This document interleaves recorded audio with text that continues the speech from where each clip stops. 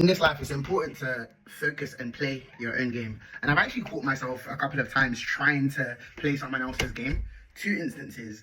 So I work in a co-working space and I run like a little desk there. And they have like a bunch of offices around, and there's a big marketing agency that just moved into that space. Like they're a team of like 35 or 40.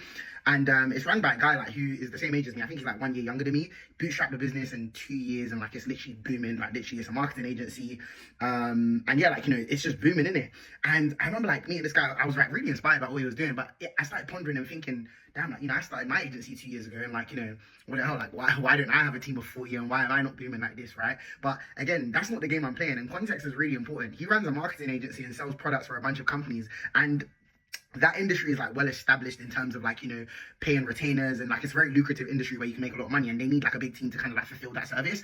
The industry I operate in recruitment marketing doesn't really operate like that, and it's very like the space is like kind of new and it's still being established. And with that being said, I actually don't need a team of 40 or like a big office to like fulfill my service, right? I've made 6 figures this year with literally just like a team of freelancers and like part-time support. So again, it's not the game I'm playing, so there was no reason for me to even be looking at that. But sometimes, like, you start looking at what other people are doing and you almost get tricked out of your position, right? And you start trying to chase bigger things and you get distracted from what you're actually doing. Second instance was one of my I wouldn't say he's like my boy, but like, we know each other from socials and stuff, and like we used to post on LinkedIn at the same time. He runs like an email marketing agency, right? And this guy put me in his close friends, and he's always stunting the Rolexes, everything, the apartments, the high rise, the whole shebang. And the thing is, like, I stay in it because I'm not really a hater, and I just like being motivated by stuff. And I remember one time, like, he was just posting best stuff, and I was like, yeah, bro.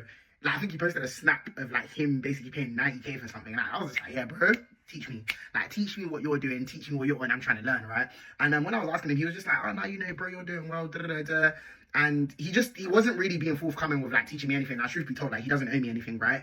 But in that, I was just kind of like, I was asking him, like, yeah, you still doing what you do? You still run the email marketing agency? And he was like, yeah, bro, that's what I'm doing, same thing. And I was just like, fair play. And I'm doing my thing and I'm doing well in the space that I'm in. And it's okay. I don't need to go and like learn what bro's doing and try to switch to email marketing. My game is my game and I just got to play that. So I think it's really important to just focus on the game you're playing so that you're not tricked out of your position.